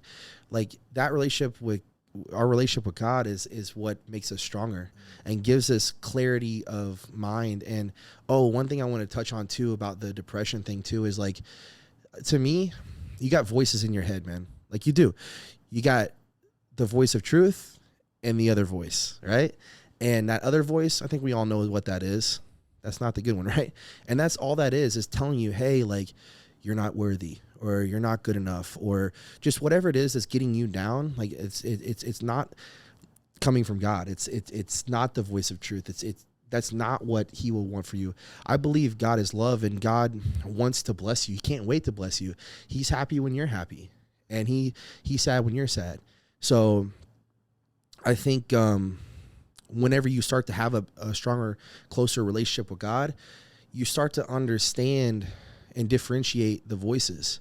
And instead of going, this voice here is you might think it's your own thought. It's not. How many times have you thought to yourself something that was wild, right? Or had a crazy dream? That's not you, man. That's not your thoughts. That's, to me, Satan doesn't attack you by saying, hey, I'm here. I want to make it tough on you. I think he puts things in your head. He plants seeds, and then you start to believe those things, or you don't. And for me, it was I'm going to stop listening to that voice, and I'm going to start listening to what I believe God is truly telling me and what's right for my life, which takes me all the way back to the belief that, okay, God put me on earth for a reason. What is that reason? I don't know, but it's something big. And it's kind of crazy to think about that. Growing up, I always felt like God's going to use me big time. I'm going to let's be honest, I'm going places. That's what I felt without the ego, actually. Without the ego. When I was a young kid growing up in Indiana, I was I'm going to travel the world, and there's going to be more out there for me. I don't know what it is, but God put me on earth, and he's going to use me. And somewhere along the way, it was now I'm doing it all for myself. It's all selfishness, all this. And then, like I said, I got humbled, and God was listen, you already knew that I put you on earth to do something big. I gave you the ability to do something really extraordinary, really great. But you got to do it for me. You're not just doing it for yourself. I want to bless you. I want you to have a great life. I want things for you, but you need to honor and glorify me through it. And if you don't, then you're not doing what I put you on earth to do. You're not obeying me. And I think obedience is number one over just sacrifice. Like that's something that we talk about, or we have talked about when I went to this men's group, this small group. I went, actually Hani and someone that works for Hani, a good friend of his, Chris is his name, invited us to this like Bible study group, and they're reading out of this book called Spiritual Authority, and it talks about obedience is greater than sacrifice. And I was like, wait a minute, break this down for me for a second, you know? And it was like, well, you know, you can sacrifice all day to something, but if that's not what God intended for your life and intended, you know, for you, then you're not really obeying him. You could say, okay, God, I'm doing it for your honor and glory, but it's like, that's not what I had for you, man. And that's why I think it's so important that we do recognize that everybody is unique and individual and placed on this earth for their purpose and calling. And we need to stop trying to make everybody the same. We need to stop pretending that we're all the same here. We're all put on earth for a different reason, different calling. And someone like you can inspire me to do the same thing. But you know, what my calling is not what everybody else's calling is. So I think we need to, you know, not try to search too far and just look within and say, hey, what am I good at? What do I like to do? And what do I feel deep down that God's calling me to do? And I think like without it being that straightforward, I think that that's what you felt. You had this deep faith. You're like, I just know deep down I can do this. It's not a cockiness. It's not. It's not a cockiness. It was just it's just like a peaceful confidence. Boom. It wasn't even the debatable in my eyes too. Even when I transitioned from retirement. In fact, I talked about this on the last podcast. So this time you won't get any tears, right, Tejas? Tejas, I want you on camera right now. What's up, Tejas? Okay, it's enough of you, Tejas. He was supposed to be in this conversation, wasn't he? He was. I was going to bring him in. He's just mute today. I don't know what's going on. He's got a camera in. We've done all this 30 minutes of reconfiguration, yeah. Tejas. It was like a couple hours. That's actually just waiting for Derek to eat this huge bowl of food outside. It was the Mega Fit meals. Hey, that's plug number 2. Oh, and it was a Flex Lewis. Best in the series. None of this C-bum stuff. Plug number 3. Yeah. You don't need a camera. I could just be like the voice of God coming in, being there like, you go. You guys can do it. Yes. Talking about the voices, right? Tejas is my voice doing the podcast. But nonetheless, mate, you know, you mentioned Hani there. But by the way, Hani's a Christian. I have had talks with Hani. I don't want to speak for Hani. Of course, but right. I don't want to speak for Hani, but we've had many conversations privately. Spoke for hours, and what I can tell you is that I believe that God's working in him and working through him right now, and I've seen such a radical change in that guy for the better. Not that he was ever a bad guy; he was a good guy, but I just see the change in him, and for him to go like what happened last year with him having Hottie, me, Chris Bumstead, all doing what we did, he's like, that's not for me. I mean, he's like obviously confident in his abilities and his knowledge, and he's an amazing coach, but he's like, there is something higher that's watching over me and doing this through me. The pro creator, Hani Rambod, you know, you two lining up, I think once that filtered through the industry, I think everybody at that point in time was like, uh-oh. Yeah. No more 4th places. Derek, stop playing around. So did you guys connect during that period in 2020? What was that with you and Hani connecting? Yeah, the 2020 Olympia. So like I said, I placed 4th. I was like, this is the finish line for me to just let it all go in the past. Let's start looking forward. And the next night, because the 212 finals is Friday night. That's right. So Saturday night is the open finals. Yeah. And of course, me, my wife, some friends, we went and watched it. And so after Rami had won, that was the first year Rami had won his... He looked great. He did. Won his Mr. Olympia title. And I went to the restroom. It was super late. We were supposed to head to the gala. And I just had this feeling inside of me. I'm like, no, you can't leave here without congratulating Rami. Like, you need to go backstage and congratulate Rami. And I was thinking, oh, my wife is going to be upset with me. Like, she's already hungry. It's late. And I said, I don't care. Like, I have this strong feeling I just need to go backstage. So I went backstage, and I did. Congratulated Rami. Yeah. Looked amazing. And then I just kind of was talking to some people backstage. Like I said, I think it was like Derek, maybe, that I was talking to. And I said, Derek, what do I need to do, man? Like, I need to, like, I'm kind of going backwards now, obviously. And I knew all I wanted was that, like, hey, like, maybe you should, seek other guidance. And I was like, yep, that's all I wanted to hear. And he's like, okay. And I was like, who do you think I should talk to? He's like, well, Hani's over here. Why don't you talk to Hani?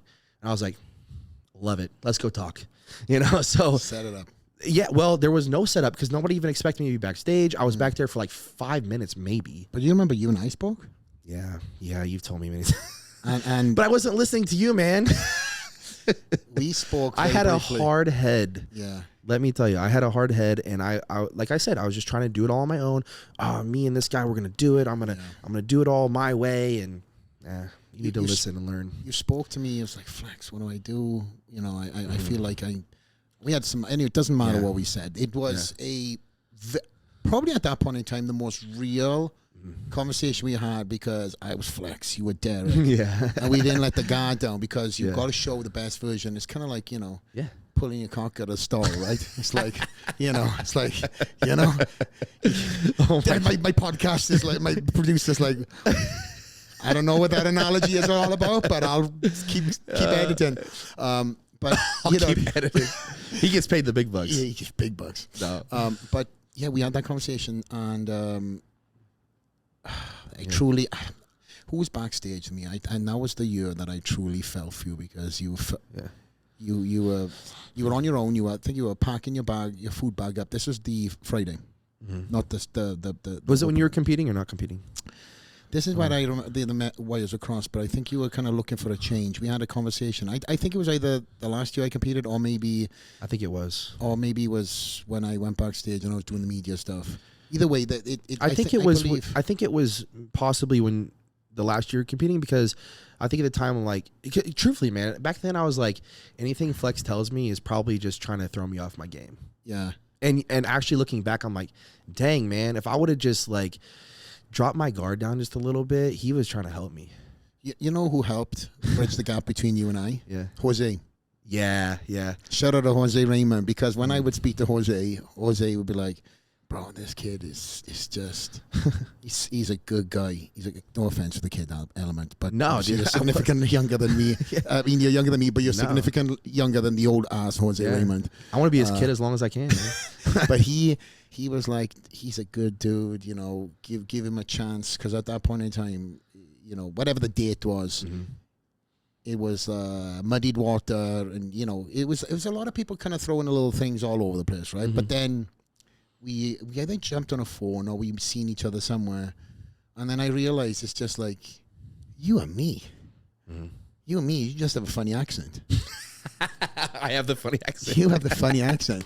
So it's more of then realizing that this highly competitive young man who wants my title only is doing what I done to somebody else.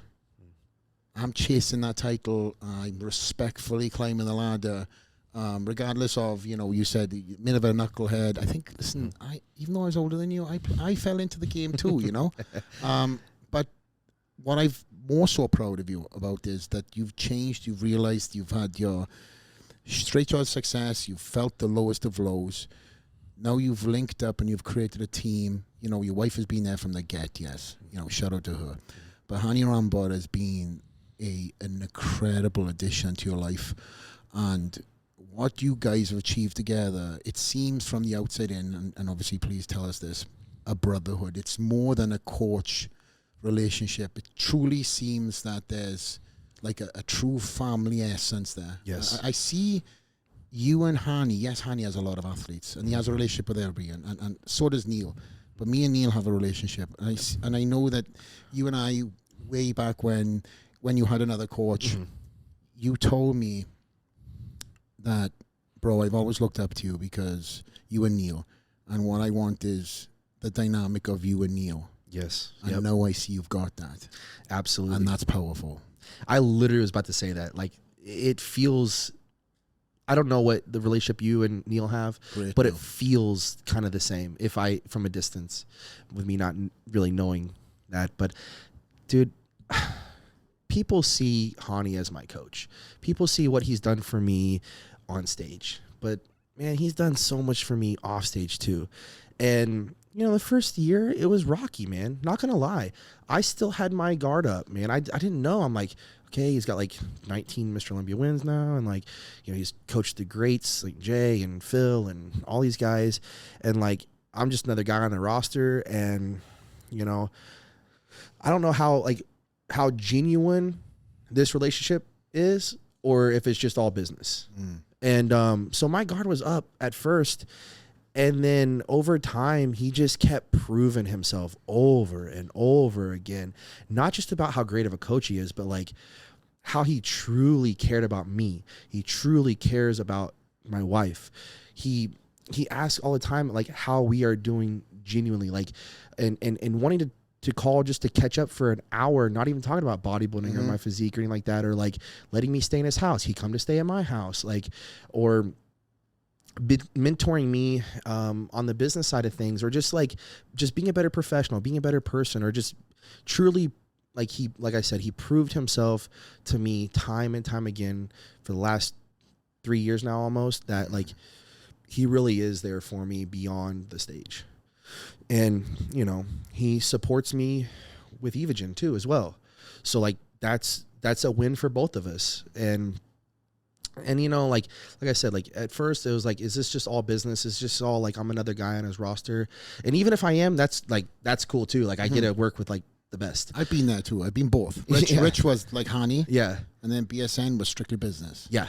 And then it's crazy, man, because when I go to the Evogen headquarters out in Dallas, like it does feel like I have a great relationship with everybody that's on the Evogen team, whether they're athletes or behind the scenes, great people. And the bit like Hani, man, like I said, Hani, who I knew a couple years ago living in California, just getting to know him, is a different guy than I feel like I know today. And it's amazing, man. Like I genuinely love being around that guy, no matter whether it's for bodybuilding or not. Like I love to go out there, hang out with him, and, you know, crack jokes. It's like a brotherhood / mentorship / coach, you know, I don't know. It is like a family relationship, man. I can see that. Yeah. What was this obviously you guys have got something. There's no question. When you dropped your guard and you kind of like, okay, I believe, just like you've done with, you know, opening your heart to God, like you know, Hani is, you know, the part of the team, the God train. What was it? What the heck happened? You know, what have you got? Some sort of myostatin, something you're flying it in from somewhere, or what do you got going on over there? No, but all jokes aside, like there was Derek Lunsford who looked like the guy who wasn't going to make the 212 class, and now there's the guy who ate that version that was just at the Pittsburgh Pro, that was standing up against guys who once were looking at you and weren't in their radar, but you put like something into fruition this year that clicked. You know, coaching goes beyond writing a meal plan and telling you what to do. You know, that's, to me, that can take you a long way. And that's good. That's what a lot of coaches do, so to speak. But to me, coaching is beyond that. It's how to tap into the mentality, how to, like, you know, read that person. Like he works with me, he works with Hadi, he works with Chris. And that's the best. I feel like there's no, if I had to guess, I would say there's no way that he coaches me the same way he does Hadi or Chris. No. But in general, the concept is kind of the same. Like he is through and through a coach. Like, for example, like I never played football, but like you have the head coach, and I was actually talking to a football head coach the other day, and he was telling me, he's like, what makes him a great coach is not that he runs plays. It's that he gets to know his athletes, and he knows when they're mentally there and mentally not there. And so I think Hani's the same way. He knows how to pull strings when he needs to. He knows how to push when we need to push, pull back when we need to pull back. And he also understands the aspect of having good balance in life. He actually tells me, he's like, sometimes like, he's like, dude, like, I think you're doing too much. I think you need to be at home and or like you need to go on a vacation with your wife, or you need to take her out, or I'm like, that's a great coach, Derek. Yeah. Like he actually pulls me back in. I'm like, you're the one out of everyone that should be telling me do more, do more, do more. And you're telling me, hey, I think you're doing too much. Neil used to say the same thing for me. Yeah. That's a great coach. Yeah. Because obviously, listen. He told me, he's like, I said, I'm going out to see Flex Lewis. He said, bro, don't do that. You can't do that. I'm like, bro, I can't let Flex down. No, I'm playing. That conversation did not happen. You're such a lying asshole. Like, don't go see Flex, man. I don't think it's a good idea. Hani actually texted me and he said, don't interview Derek because he's terrible. No media training. He's just going to give you nothing but mumble jumble. I was like, oh, you're talking about me? Oh, shit. I got to get Hani on the podcast. If you're listening to this. Yeah, Hani, I know. Me and Hani actually spoke about doing something on his podcast in the future. Cool. So I truly want to get Hani in here because, listen, that guy is a wealth of knowledge. But what I like about Hani is he's been around the best, and I'm a mentalist. I love getting into the element of what makes you great. Yeah. And obviously he's seen what makes you great in so many things, from the Ronnies. Because listen, even though he didn't coach Ronnie, Hani and Ronnie had a phenomenal relationship. They would travel around the world together. Hani would push him in the gym as well. And listen, Hani's a little bulldog too. You know, I know he's getting back into his training again. Yeah. But nonetheless, you know, he understands, like you said, he is a coach that knows every one of his players, you know, mental ticks and pluses. Like Neil, for example, for me, knew that if he mentioned names during training, he said, oh, Derek Lunsford's training hard, David Henry's training hard. He done nothing for me. What made me tick was my upbringing. Kind of like you mentioned something about my mother. It's like, hey, this is for your mum. I'd be like, oh. So I understand fully when to push and when to pull. And we're both blessed to have great coaches, mate, truly. Because then when you know somebody is telling you to do less, you're like, oh, wow, you truly have my back. Yeah. Because most of the time you're telling somebody that's like, you're not pushing hard enough. Yeah, keep doing more. Because the more I do, the better it is for Evagen, the better it is for him, better it is for, you know, everybody. But it's like, hey, man, sometimes you need to take it easy a little bit. And, yeah, dude, he's a super smart guy. Like he's playing 4D chess here, man. He knows what he's doing. But what I also like about him too, just if I can remove myself for a second from bodybuilding and him coaching me, is that he doesn't like BS anything, and he doesn't always just point out like the strengths of his athletes. There's times where he's just like, yeah, Derek needs to improve here, and I'm like, dude, like, yo, what are you talking about? Like, I don't know if this is controversial, but maybe the opposite of Milos, where Milos is like, Derek's riding a horse. And I'm like, bro, like what the, bro? So like, he's kind of like the opposite to where he goes, and I love Milos. Milos, he knows, you know, we're cool and all, but he'll message me every once in a while. But no, like kind of like, he doesn't have so much bias. Of course he wants us to do well. He wants us to win, but I think he genuinely wants to see bodybuilding thrive. I think he genuinely loves bodybuilding, and he wants to see everybody at their absolute best. So that's what I love, is that like he doesn't hold back when it comes to people's strengths and weaknesses. And I love that he doesn't like I don't ever hear him like talking down about anyone, you know. And that's what I love about him, is that he's just honest, and he's like, he also he gives credit when credit's due, but he also expects the most out of you. Tough love, man. Yeah. That's what it's about. Yeah. You earn the respect of your coach. Yeah. You know, I think for me and my relationship with Neil, even though I met him at 19, I still had that respect element for everything we've done. And I was always trying to kind of impress. So when I got a little love back, it made my day. Like, you have no idea. Like, my wife would understand because she was around me. She was like, but if I didn't get what I wanted to hear back, it pissed me off. Yeah. Probably to the point where I was like, okay, I'm going to go back. But he also knew the game he played. And it was also, don't forget, there was an international duration of time. So say I sent a message I would have to wait for the reply. So I'd say I send photos for him to review. He might reply back like 6 hours later. So I was like waiting for this detrimental diet change, or was it going to be a cheat day? But you know, Hani, obviously we've mentioned, you know, him working with the greats. Yeah. And obviously, I don't know if you know this, but we're coming up to like 2 hours on the podcast. Are we really? 1 hour 40 minutes. Dang. So knowing that, Derek. Okay. All right. We definitely have to do a part 2 in the future. Yeah. You recently trained with the greatest of all time, in my eyes. I don't know if you agree, but I think that everyone, not you, Tyus. You trained with Ronnie Coleman, the GOAT. What was it like to firstly train with Ronnie, and then I'm sure you're aware of what he obviously said about you? Yeah. Well, let me just first and foremost say Ronnie Coleman is probably the most down-to-earth, humble human being I've ever met. For real. Like, my wife, it was even like, you know, I never really like fangirled over anyone until I met Ronnie. And it wasn't like when she met Ronnie. It was like after a full day of hanging out with Ronnie, she was like, wow, like he is just another guy.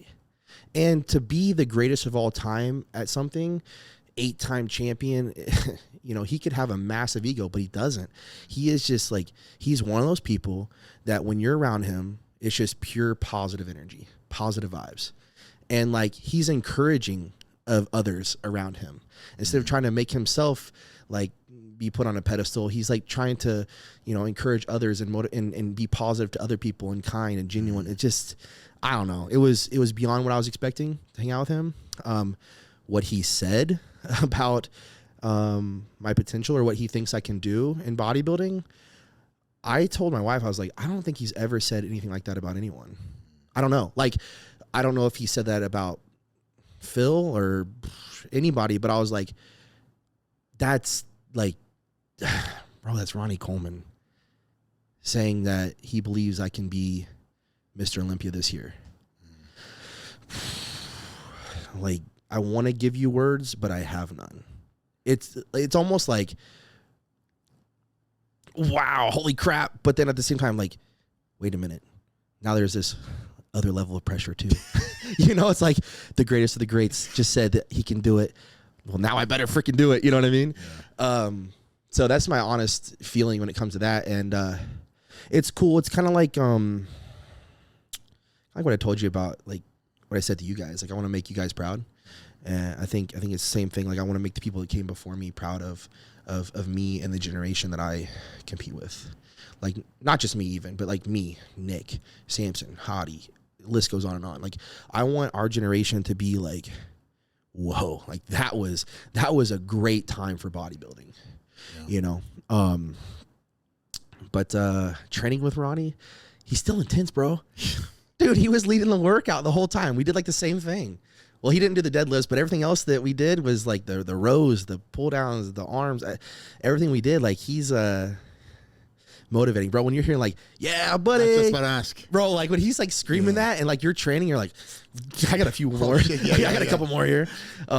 Actually, he wanted to go deep sea fishing, like next month, and I was like, man, like, I hate to tell you this, I hate to, like, it takes all of me to say no because I have to focus on the Olympia. Like, I want to. I mean, who doesn't want to go deep sea fishing with Ronnie Coleman, bro? Like, have you seen the fish that come out from the deep sea? Yeah, that's a full workout, bro. Yeah, but also, like, I know we got to wrap this up, but that takes me back to why. It's because last year I actually got sun poisoning and a skin infection from deep sea fishing. And so, stay the hell away from deep sea fishing. Unless Ronnie's getting paid by your competitors to take you deep sea fishing, stay away from it. So I was like, give me a rain check on that one, and we'll do it maybe in off season. So this is also something I don't know if you've spoken about, but just you know, prior. Did we say this prior to the podcast, or when we were talking earlier? Because it's been 2 hours coming up. I don't know. But the sun poisoning. Did we say it on the podcast no. or just off? No, just on off. the podcast. How did that affect your prep? It was not good. So, and explain first of all what sun poisoning was, how you got it, and what transpired from it. I don't exactly know like the science behind sun poisoning. All I know is that it's incredibly bad and sickly sunburn. So like when you're out in the sun for too long, you get a really bad sunburn and you become like actually physically sick, like nauseous, vomiting, and just like almost like flu-like symptoms. And so like I was having that for a while, and then I also went to a water park just after that, and I wasn't even thinking, man. I don't know. I was just being an airhead, I guess. And you're zoned in, bro. Yeah, and I went to a water park. I said, all right, this is my last chance to have fun and before prep starts. And so then I got an infection from that. Because, like, you got to think, like, the scab's, like, open. I was like, oh, man, what was I even thinking, man? And I didn't realize that it was a skin infection right away. So it had been ongoing for, like, probably 3 months. What? Yeah, like at least 2 to 3 months. And I went to a dermatologist. I put cream all over my legs and on my body because it started here on my legs. Yeah. And then I started seeing spots up in my chest, my back, my arm. Like, I'm like, what is this? So I went to a dermatologist. They gave me some cream, which did nothing, obviously. They didn't even get this, a dermatologist? No. And then finally... For shame, you guys. We should expose them. Yeah. Yeah. But during that time, like, I wasn't able to really train or eat or anything. And I lost a bunch of weight from the guest posing. So, like, everybody saw the guest posing the first time in Pittsburgh. And then after that, this happened, and then I lost like 15 pounds. And so I was like shriveled up version of myself. And I looked back the other day, I saw my update photos from this time last year, and I was like, oh my gosh, bro, it looked like I was going back to the 212 straight up, or actually maybe worse than the 212. And so quickly, I went to an actual doctor. She gave me antibiotics that cleared it up, but you know what antibiotics do to your stomach, and it takes time. So that was when we started prep. Right there. Yeah, and then we started prep right after that, which didn't give us a long prep. And then I was trying to keep as much fullness as I possibly could until the very end. And then we had to bring it down at the very end. And even 2 weeks out, Hani was like, he came and stayed at my house, and he told my wife, he told my wife first, he's like, we're going to have a tough conversation with Derek. We're going to have to figure out how to tell him that we're pulling out of the Olympia. Wow. And she told him, she was like, this man is not ever going to do that. He will not pull out for anything. And well, evidently. I literally was thinking. Mr. Stud over there. And that's why we have a baby on the way. This wasn't the same time period, right? Okay, No, good. No. So you know that's gonna be a rough clip, right? Bro. So yeah, this was 2 weeks out from the Olympia, and then he come to me and he said, hey man, we might have to pull out from the Olympia. And I was like, I can't do that. No. Like unless it's like a life or death thing, like I cannot do that. Absolutely not. Like, it's not in me. I don't care how I look. I'm just gonna, he's like, dude, like, you don't want those pictures out there because this is forever. Like, you're gonna show up and you're gonna look like this, and it's gonna be forever. And I said, I don't care, let's just do it. And he said, man, okay, but if we get down to the wire and things are not looking right, like, we're gonna have to pull out. And I said, So all the way literally up to prejudging, he was like, I could tell he was like sweating bullets. And I feel bad for him. It was something out of my control, out of his control. And finally we presented the physique that we did on stage. But that's kind of why I said, like, you know, I think, you know, it was close. People could argue for me to have won the Olympia, but I congratulate Hadi, and I'm like, no, I know I can be better. I know. So how much do you think that this Derek Lunsford now going into this year's Olympia is going to be different to the last year? And also, how much do you think that sun poisoning played a part on that overall look that Massive. you presented last year? Okay. Massive. Because you got to think, dude, even up to the Pittsburgh Pro, despite what people may think, I legitimately believed I was going to come back and beat 212 to defend the title. Yeah, we spoke about it. Yeah. I would have loved to see that too, but then I realized. Everybody kept saying, like, no way. I'm like, no, dude, I'm 212. I'm defending the title. And then the whole sun poisoning thing happened, and I shriveled up, and then we did do the open. So I think had that not happened, I would have been tremendously better, because I wasn't able to hold on to the size and mature the muscle like I would have wanted to. And I think that's what we did this year, was by not doing the Arnold Classic. I think it was the best decision that I could have made to be able to come back this year bringing a much stronger package. And I think, not that weight matters. We know this. Mm-hmm. It's all about how you look. But I do think that I'm going to have at least 5 to 8 pounds heavier. And I'm going to anticipate much better conditioning, or at least better, like crisper pop in that muscle maturity from just that one full year of training and knowing that I was going to be open this year. Yeah, I think everybody right now is starting to get that Olympia excitement. Yeah. Where it was 16 weeks next week? Yep, 16 weeks. When I used to get 16, 15 weeks, I'm fully committed because I started 20 weeks out. Mm-hmm. 15 weeks was like, 15 weeks? I don't know what it is. 15 weeks in bodybuilding is kind of like that. 15, 16 weeks is kind of like, holy shit. Yeah. And that's where you're at right now. Yeah. Everything is clicking. Everything is going fantastic. Obviously, what we've spoken about off camera. Mm-hmm. You have yet to start this mini off season of yours, which is kind of scary. Yeah. Working with Hani. I did just get my blood work done yesterday. Yep. I think I mentioned that. You mentioned that, yeah. And so I did that, and I seen my physical therapist. And now as soon as I get back, I'm ready to rock and roll. And there's nothing to clarify from any pre-existing issues from old that you're battling with? Nope. I feel good. I would say, like, if I can continue to improve my training, improve my range of motion in some of my lifts, that would be a bonus for me. Mm-hmm. But as far as like how I physically feel, I can sit here and look you dead in the eye and say I feel the best I've ever felt. That's great. Yeah. Yeah. Well, in wrapping this up, coming up to 2 hours, my friend, which didn't feel that way. I know. Is there anything that you want to talk about, sign off on? Well, I do want to thank, my sponsors, Evager Nutrition, Make It Fit Meals, Gas and Better Bodies, and the Olympia tickets are out. So definitely get those, because last year they sold out and the prices went up like 3 or 4 times as much as you could have got if you would have just bought them early. So definitely go to MrOlympia.com and buy the tickets there. And we will see you first week in November in Orlando. Very exciting. And I want to say thank you to you, your wife also, who welcomed me first thing when I walked in today. Thank you for having me, man. Oh, it's a pleasure. Yeah. This has been a long time in the making. Yeah. Very excited when you and I made sure we connected with this. So the fans that are aware.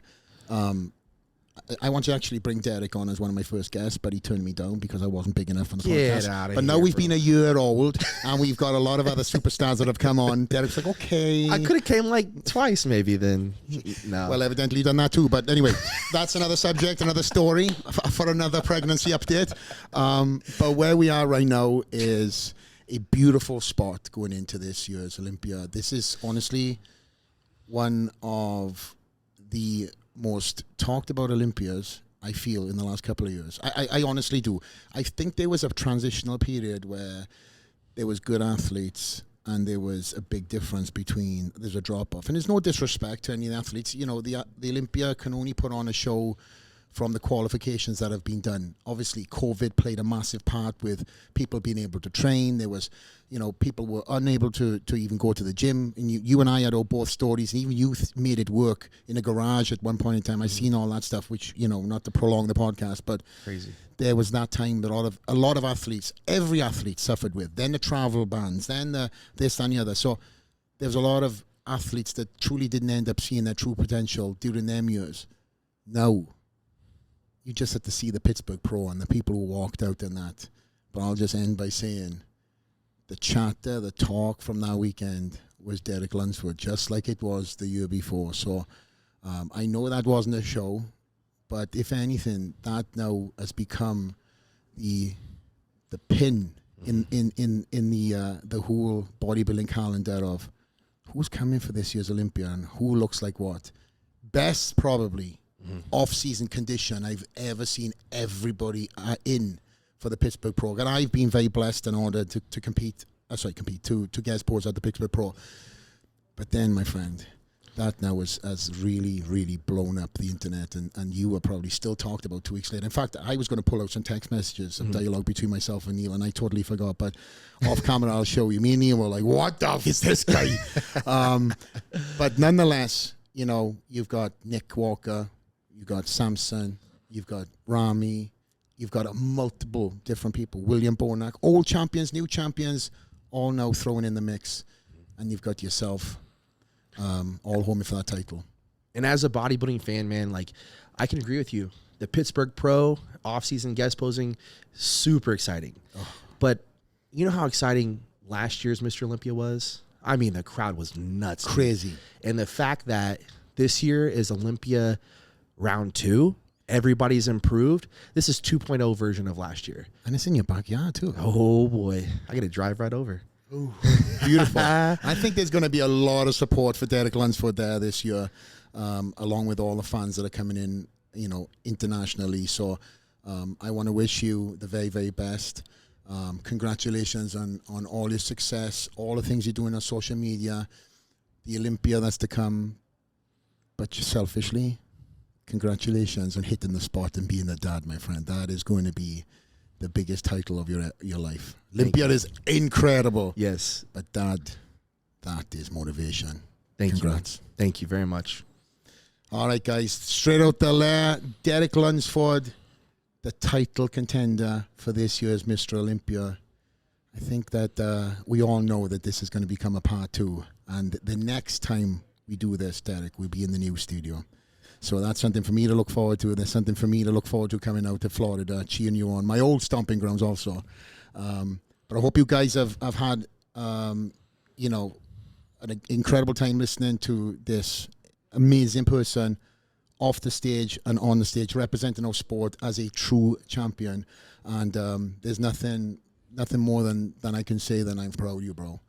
Thank you. Yeah, we've had our relationships, you know, and our rivals as we've spoken about. But right now, this is a genuine, you know, push from me to you. Because again, you're flying the flag. Thank you, man. Champ. Means so much coming from you, man.